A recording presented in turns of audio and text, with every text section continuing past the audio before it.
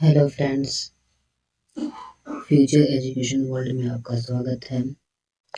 आज हम आप सभी के लिए 12th हिस्ट्री चैप्टर 2 का 55 VVI ऑब्जेक्टिव क्वेश्चन लेकर आए हैं, जो आपकी बोर्ड परीक्षा के लिए काफ़ी महत्वपूर्ण होगा।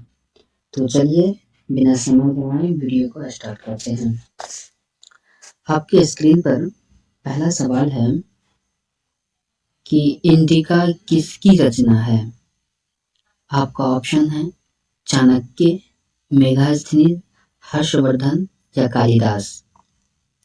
तो आपका जो करेक्ट आंसर हो जाएगा ऑप्शन बी, मेगास्थनीज। जी, इंडिका की जो रचना है, इंडिका को जिसने लिखा है उसका नाम है मेगास्थनीज। चलिए अगले क्वेश्चन की तरफ चलते हैं।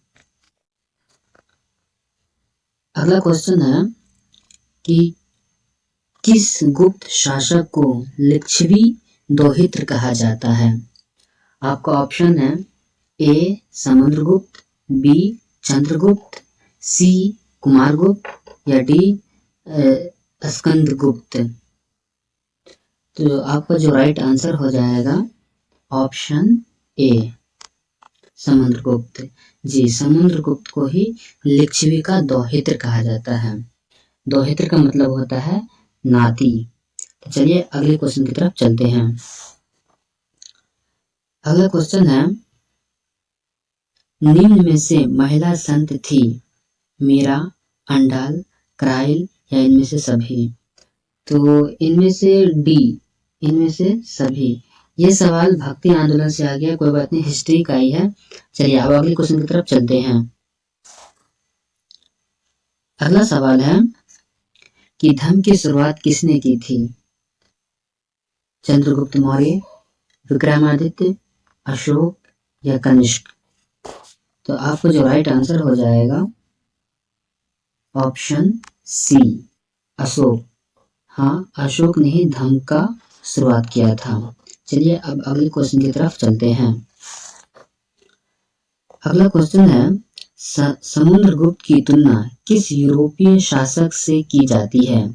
आपका ऑप्शन है हिटलर, नेपोलियन, बिस्मार्क या मुसोलिनी।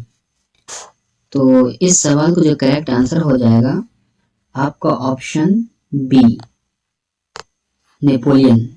जी, नेपोलियन का जो तुलना किया जाता है समुद्रगुप्त से। चलिए अब अगले क्वेश्चन की तरफ चलते हैं। अगला क्वेश्चन है कि मौर्य वंश का संस्थापक कौन था। आपका ऑप्शन है चंद्रगुप्त, बिंदुसार, अशोक या कुणाल। तो इस सवाल का जो करेक्ट आंसर हो जाएगा आपको ऑप्शन ए, चंद्रगुप्त मौर्य। इसमें मौर्य नहीं दिया गया है, लेकिन मौर्य वंश का जो संस्थापक हो जाएगा चंद्रगुप्त मौर्य। चलिए अब अगले क्वेश्चन की तरफ चलते हैं। अगला क्वेश्चन है कि चंद्रगुप्त की मृत्यु कहाँ हुई थी। आपका ऑप्शन है पाटलिपुत्र या तक्षशिला या श्रवण बेलगोला या उज्जैन। तो आपका जो राइट आंसर हो जाएगा ऑप्शन सी, श्रवण बेलगोला में ही चंद्रगुप्त की मृत्यु हुआ था, वहां उनका मौत हुआ था। चलिए अब अगले क्वेश्चन की तरफ चलते हैं। अगला क्वेश्चन है कि चंद्रगुप्त मौर्य किस धर्म को मानने वाला था। मतलब वो चंद्रगुप्त मौर्य किस धर्म को मानता था।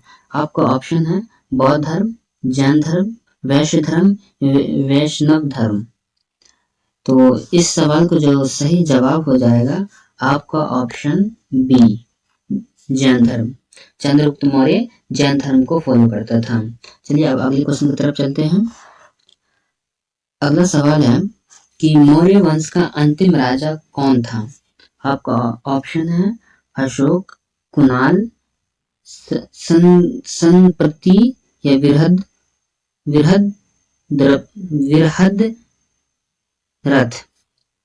तो जो आपका जो ऑप्शन हो जाएगा करेक्ट आंसर ऑप्शन डी विरहद रथ। चलिए अब अगले क्वेश्चन की तरफ चलते हैं। अगला सवाल है कि मौर्यकालीन टकसाल का प्रधान कौन था? कोषाध्यक्ष, मुद्राध्यक्ष, पान्याध्यक्ष या लवण्याध्यक्ष? तो इस सवाल को जो राइट आंसर हो जाएगा ऑप्शन ए कोषाध्यक्ष। मौर्यकालीन में जो टकसाल का प्रधान हुआ करता था वो कोषाध्यक्ष हुआ करता था। चलिए तब अगले क्वेश्चन की तरफ चलते हैं। अगला सवाल है कि मौर्य वंश की राजधानी कहाँ थी? विदिशा, दिल्ली, पाटलिपुत्र या राजगीर? तो इस सवाल जो राइट आंसर हो जाएगा आपका ऑप्शन सी पाटलिपुत्र। जी, मौर्य वंश जो राजधानी अपना बनाया था वो पाटलिपुत्र को ही बनाया था। चलिए अब अगले क्वेश्चन की तरफ चलते हैं। अब अगला क्वेश्चन है मौर्यकालीन कलिंग राज्य कहाँ स्थित था? आपका ऑप्शन है बिहार, बंगाल, उड़ीसा या मध्य प्रदेश? तो इस सवाल को जो राइट आंसर हो जाएगा आपका ऑप्शन सी उड़ीसा। जी, कलिंग जो अभी स्थित है वो उड़ीसा में ही स्थित है अभी के वर्तमान के समय में। चलिए अब अगले क्वेश्चन की तरफ चलते हैं। अगला सवाल है अशोक का व्यक्तिगत धर्म क्या था? आपका ऑप्शन है बौद्ध धर्म, जैन धर्म, शैव धर्म या वैष्णव धर्म? तो इस सवाल जो राइट आंसर हो जाएगा आपका ऑप्शन ए बौद्ध धर्म। बाद में अशोक ने बौद्ध धर्म को ही अपना लिया था, जिस कारण इस सवाल जो राइट आंसर रहेगा ऑप्शन ए बौद्ध धर्म। चलिए अब अगले क्वेश्चन की तरफ चलते हैं। अगला क्वेश्चन है कि अशोक ने महेंद्र और संघमित्रा को धर्म प्रचार के लिए किस देश में भेजा था?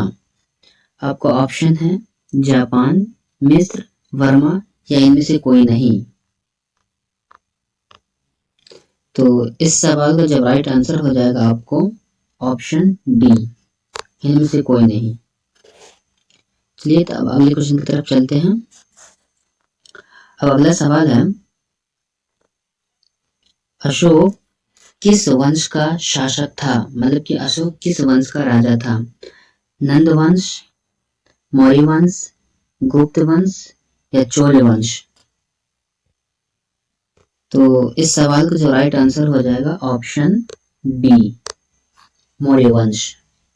हाँ, अशोक जो था वो मौर्य वंश का शासक था।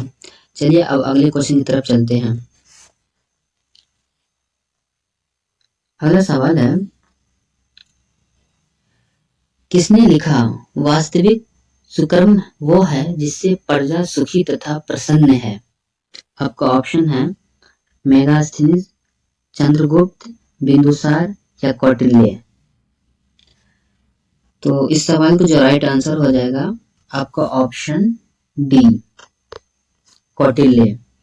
जी, ये जो कथन लिखे थे वो कौटिल्य ने ही लिखे थे। चलिए अब अगले क्वेश्चन की तरफ चलते हैं।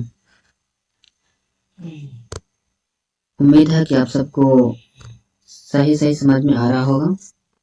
अब अगला क्वेश्चन है कि चंद्रगुप्त मौर्य ने मौर्य के काल में कलिंग की राजधानी थी। आपका ऑप्शन है तक्षशिला, उज्जैनी, तोशाली या पाटलिपुत्र?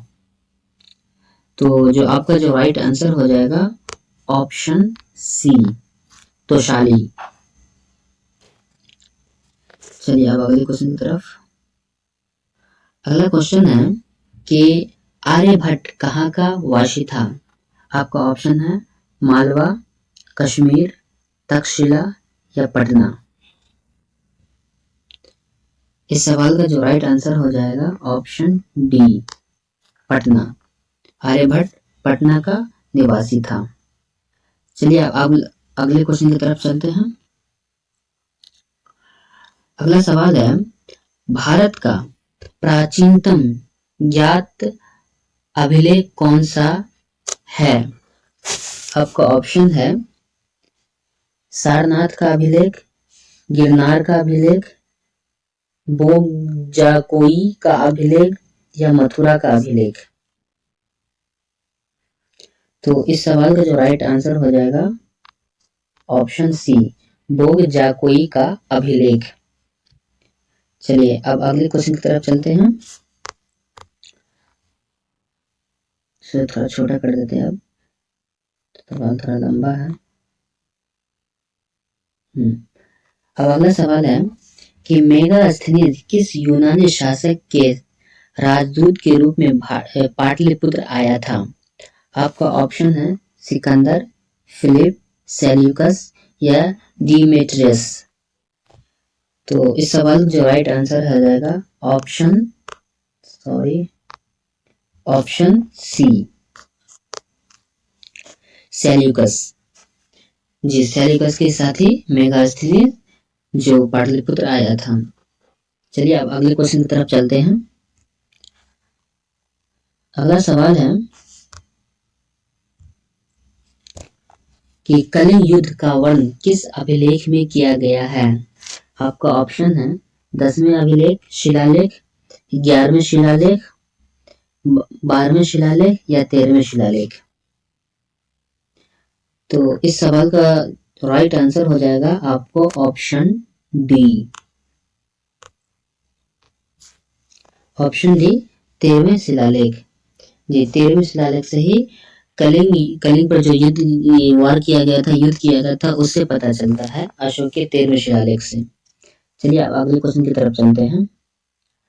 अगला क्वेश्चन है चीनी यात्री फाहियान किस शासक के काल में भारत आया? आपका ऑप्शन है चंद्रगुप्त मौर्य, विक्रमादित्य, अशोक या कनिष्क। तो इस सवाल का जो राइट आंसर हो जाएगा आपका बी, विक्रमादित्य। विक्रमादित्य को चंद्रगुप्त द्वितीय भी कहा जाता है। इसको एक उपाधि मिला है विक्रमादित्य। तो कहीं कहीं पर विक्रमादित्य भी हुआ है, लिखा हुआ रहता है, और कहीं कहीं पर चंद्रगुप्त द्वितीय भी। चलिए अब अगले क्वेश्चन की तरफ चलते हैं। अगला सवाल है मेगास्थनीज किस भारतीय शासक के दरबार में आया था?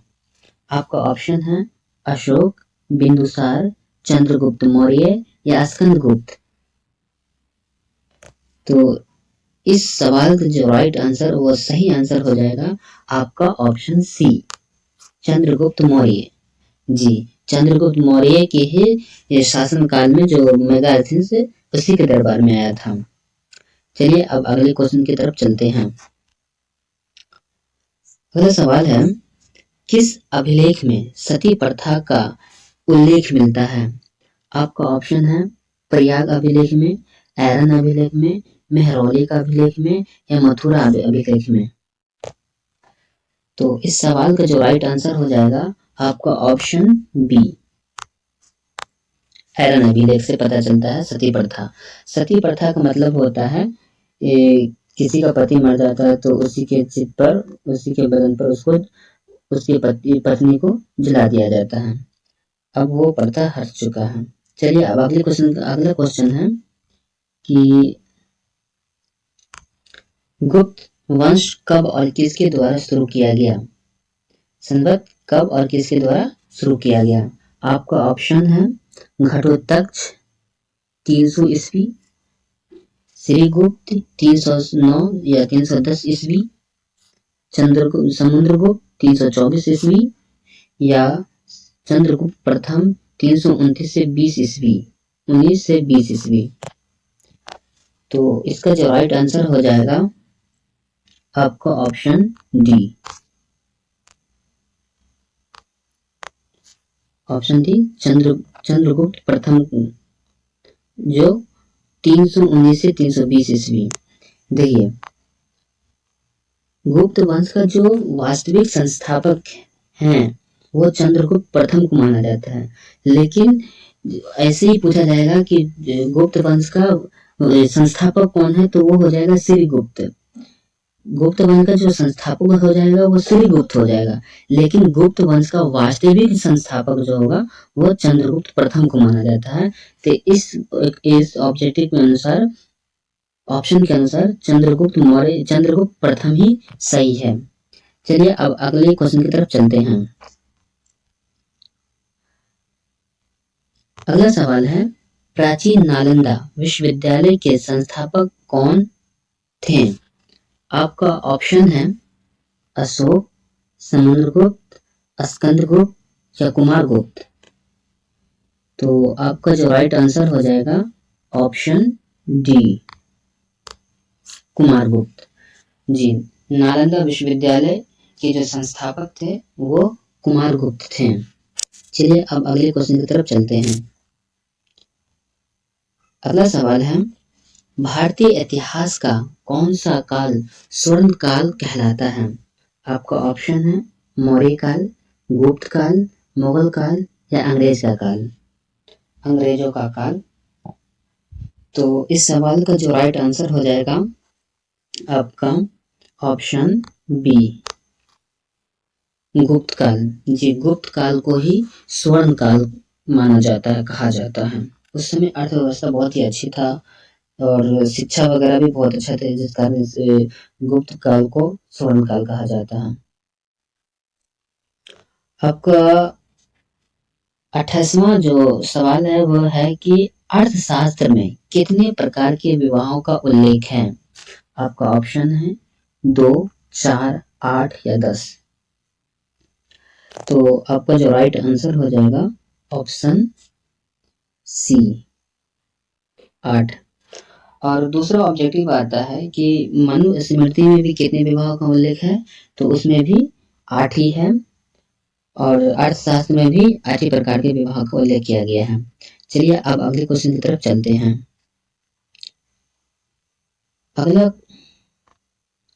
अगला सवाल है,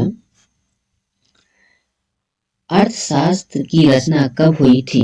6वीं शताब्दी ईसा पूर्व में, 5वीं शताब्दी ईसा पूर्व में, 4वीं शताब्दी ईसा पूर्व में या 3री शताब्दी ईसा पूर्व में?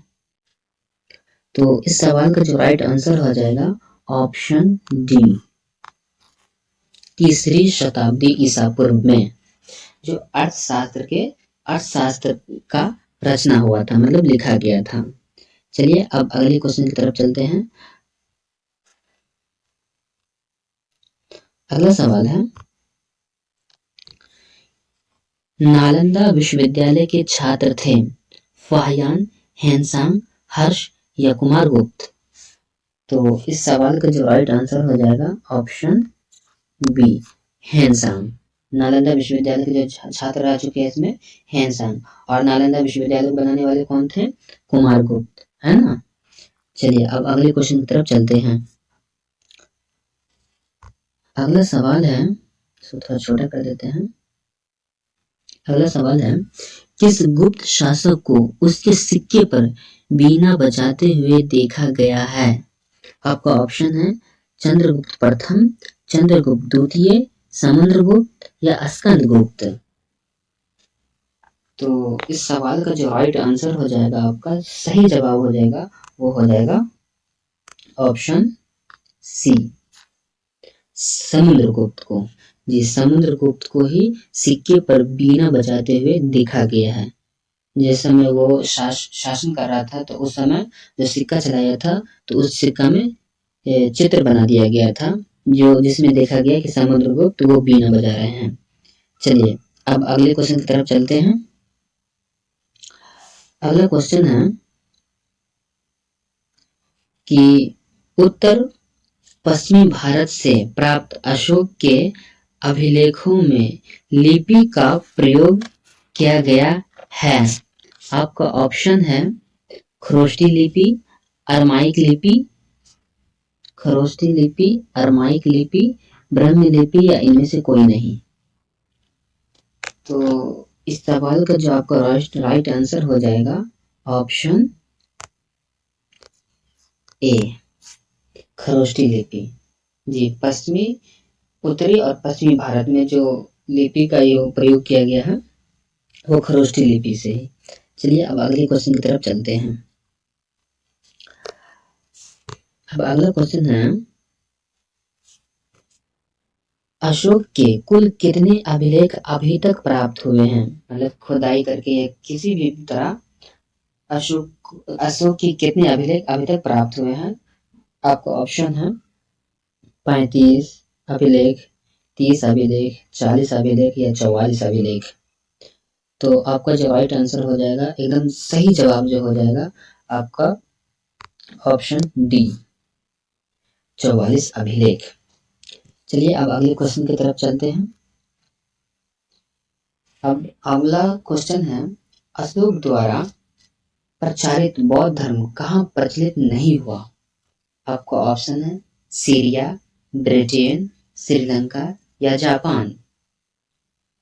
तो इस सवाल का जो राइट आंसर आ जाएगा ऑप्शन बी, ब्रिटेन। ये ब्रिटेन में जो है ना, अशोक द्वारा जो बौद्ध धर्म का प्रचार नहीं हो पाया था ब्रिटेन में। चलिए अब अगले क्वेश्चन की तरफ चलते हैं। अब अगला क्वेश्चन है, जीवक कहाँ का रहने वाला था? आपका ऑप्शन है तक्षशिला, बनारस, पाटलिपुत्र या राजगीर। तो इस सवाल का जो राइट आंसर हो जाएगा आपको ऑप्शन सी, पाटलिपुत्र। चलिए अब अगले क्वेश्चन की तरफ चलते हैं। अगला सवाल है, जीवक की खयाती किस रूप में थी? मतलब कि जीवक जो था वो क्या था? मुख्य रूप से व्यापारी के रूप में था, या प्रशासनिक अधिकारी के रूप में, या वैद्य के रूप में, या भिक्षु के रूप में, बौद्ध भिक्षु के रूप में? तो आप सबको ये जो इस सवाल का जो राइट आंसर हो जाएगा आपका ऑप्शन सी, वैद्य के रूप में। जीवक जो थे वो एक वैद्य थे, अच्छे खासे वैद्य थे वो। चलिए अब अगले क्वेश्चन की तरफ चलते हैं। अगला क्वेश्चन है,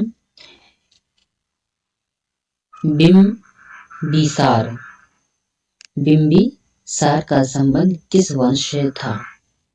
आपका ऑप्शन है नंद वंश, हर्यक वंश, शिशुनाग वंश या मौर्य वंश। तो इस सवाल का जो राइट आंसर हो जाएगा आपका option B, option B, Haryanka वंश। हर्यक वंश के जो संस्थापक हैं, हर्यक वंश का जो बिम्बिसार का जो संबंध है वो इससे हर्यक वंश से है।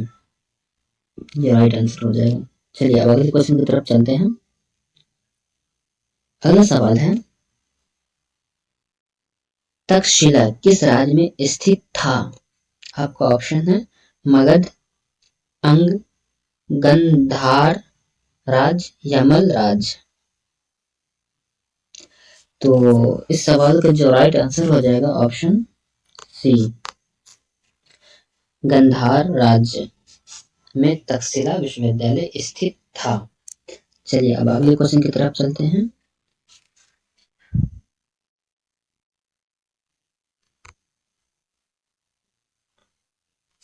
अब अगला क्वेश्चन है कि सेल्यूकस ने अपनी पुत्री का विवाह किस राजा से किया था? आपका ऑप्शन है अशोक, बिंबिसार,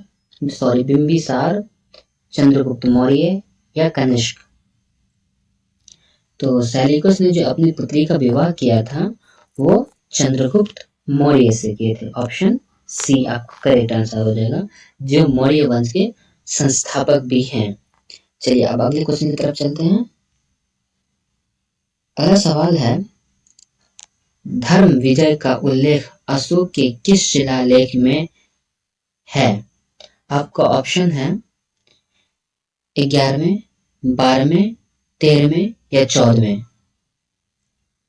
तो इस सवाल का जो राइट आंसर हो जाएगा आपका ऑप्शन सी, 13वें शिलालेख से पता चलता है कि उसने खुद कहे कि धर्म विजय का जो उल्लेख मिलता है अशोक का वो 13वें शिलालेख से।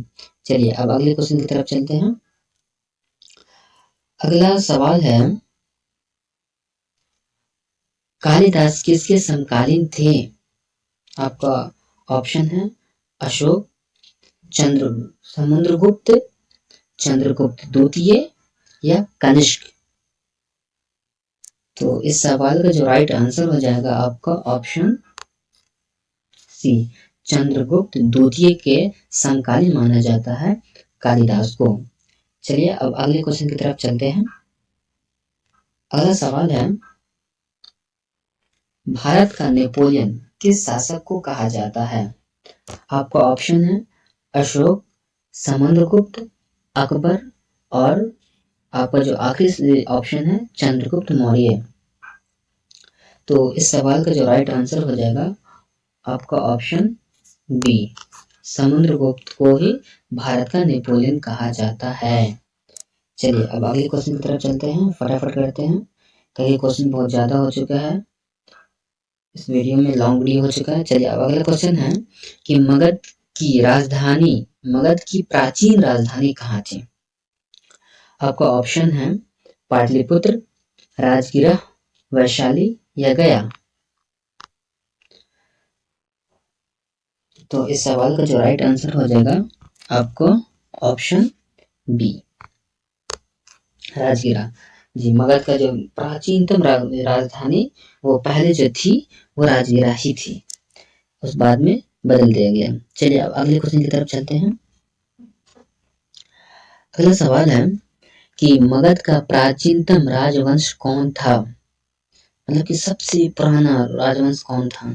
आपका ऑप्शन है नंद वंश, मौर्य वंश, हर्यक वंश या शशनाग वंश।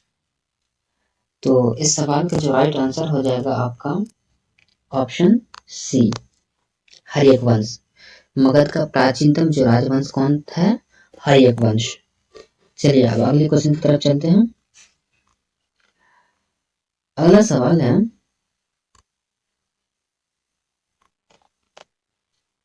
पाटलिपुत्र को किस राजा ने सर्वप्रथम अपनी राजधानी बनाई? आपका ऑप्शन है बिंबिसार, अजातशत्रु, उदयन या महापदानंद। तो इस सवाल का सही जो जवाब हो जाएगा आपका ऑप्शन सी, उदयन। जी, उदयन ने सबसे पहले अपना राजधानी बनाया था पाटलिपुत्र को। चलिए अब अगले क्वेश्चन की तरफ चलते हैं।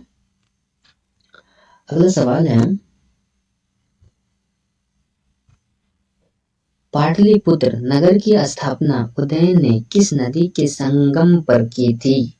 आपका ऑप्शन है गंगा, सोन, पुनपुन या इनमें से इन सभी के संगम पर। तो आपका जो राइट आंसर हो जाएगा ऑप्शन डी, इन सभी के संगम पर, सोन, गंगा, पुनपुन।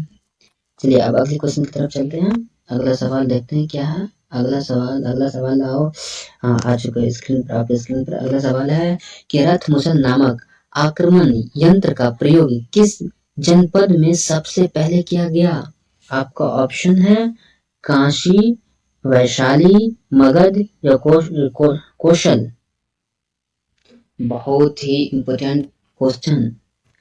तो आप सबको जानकारी के लिए बता दे, रथ मुसल का नामक जो यंत्र का प्रयोग सबसे पहले जो किया गया था वो किए थे ऑप्शन सी, मगध। कौन सा जनपद? मगध जनपद ने सबसे पहले किया था। चलिए अब अगले क्वेश्चन की तरफ चलते हैं। अगला सवाल है,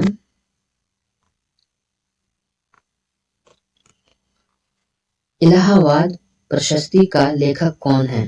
मतलब कि प्रयाग प्रशस्ति के लेखक कौन है? जो एक अभिलेख है, प्रयाग प्रशस्ति अभिलेख के लेखक कौन है, जो इस सवाल में पूछा गया है। आपका ऑप्शन है कालिदास, शूद्रक, हरिसेन या रवि कीर्ति। तो इस सवाल का जो राइट आंसर हो जाएगा आपका option C, option C, Harisena. Prayag प्रशस्ति अभिलेख के जो लेखक हैं, जिसने लिखे हरिसेन ने। चलिए अब अगले क्वेश्चन की तरफ चलते हैं। अगला क्वेश्चन है कि चाणक्य भारत के किस शिक्षण संस्था में अध्ययन किया था? आपका ऑप्शन है नालंदा विश्वविद्यालय, तक्षशिला विश्वविद्यालय, विक्रमशिला विश्वविद्यालय या ओदनपुरी विश्वविद्यालय। तो इस सवाल का जो राइट आंसर हो जाएगा आपको ऑप्शन बी, तक्षशिला विश्वविद्यालय। ये तक्षशिला विश्वविद्यालय का ही वो अध्ययन किए थे चाणक्य यानी कौटिल्य। चलिए अब अगले क्वेश्चन की तरफ चलते हैं। अगला क्वेश्चन है कि विश्व में पाई जाने वाली पहली धातु थी क्या? सबसे पहले विश्व में कौन सी धातु पाई गई थी? तो आपका ऑप्शन है लोहा, तांबा, टीन, चांदी। बहुत ही इंपॉर्टेंट और इंटरेस्टिंग सवाल भी है थोड़ा सा। तो इस सवाल का जो आपको राइट आंसर हो जाएगा आपका ऑप्शन डी, चांदी। विश्व में सबसे पहले जो पाई जाने वाली जो धातु पहले थी वो चांदी। चलिए अब अगले क्वेश्चन की तरफ चलते हैं। अगला सवाल है, थोड़ा सा जूम कर लेते हैं। अब ठीक ठाक दिखा रहा है। चलिए अब बताइए कि भारत की सबसे प्राचीनतम लिपि थी क्या? अरमाइक, ब्राह्मी, प्रकृति या पाली? तो इस सवाल का जो राइट आंसर हो जाएगा एकदम करेक्ट सुटेबल जो आंसर हो जाएगा option B. Sorry option B, Brahmi. जी, भारत की सबसे प्राचीनतम जो लिपि थी वह ब्राह्मी लिपि थी। ऑप्शन बी आपका करेक्ट आंसर हो जाएगा। चलिए अब अगले क्वेश्चन की तरफ चलते हैं। अगला क्वेश्चन है कि प्रयाग प्रशस्ति का संबंध किस गुप्त शासक से है? आपका ऑप्शन है चंद्रगुप्त प्रथम, समुद्रगुप्त, चंद्रगुप्त विक्रमादित्य या स्कंदगुप्त। तो इस सवाल का जो राइट आंसर हो जाएगा आपका ऑप्शन बी, समुद्रगुप्त। चलिए अब अगले क्वेश्चन की तरफ चलते हैं। अगला सवाल है कि अपने स्वयं के खर्चे से सुदर्शन झील की मरम्मत किसने कराई थी? आपका ऑप्शन है अशोक, कनिष्क, रुद्रदामन या स्कंदगुप्त। तो आपका जो ऑप्शन एकदम सही जो राइट आंसर हो जाएगा बुक के अकॉर्डिंग आपका हो जाएगा ऑप्शन सी, रुद्रदामन ने करवाया था। अपने स्वयं के खर्चे से, अपने से स्वयं से अपना जो पैसा है उसने जो मरम्मत कराया था वो रुद्रदामन ने ही कराया था सुदर्शन झील का। चलिए अब अगले क्वेश्चन की तरफ चलते हैं और आखिरी क्वेश्चन का होगा शायद मेरे ख्याल से इस वीडियो का। तो आखिरी सवाल है, इंडिका के लेखक कौन है?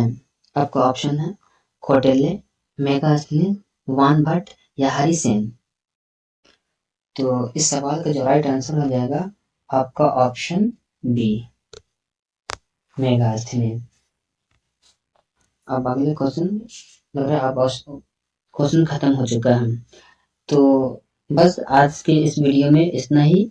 54-55 तक ऑब्जेक्टिव क्वेश्चन सॉल्व हो चुका है और आपका मेरे ख्याल से दूसरे चैप्टर का सभी ऑब्जेक्टिव क्वेश्चन जो इम्पोर्टेंट था वो हो चुका है।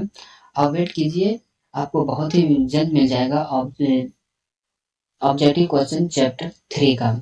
चलिए थैंक यू सो मच।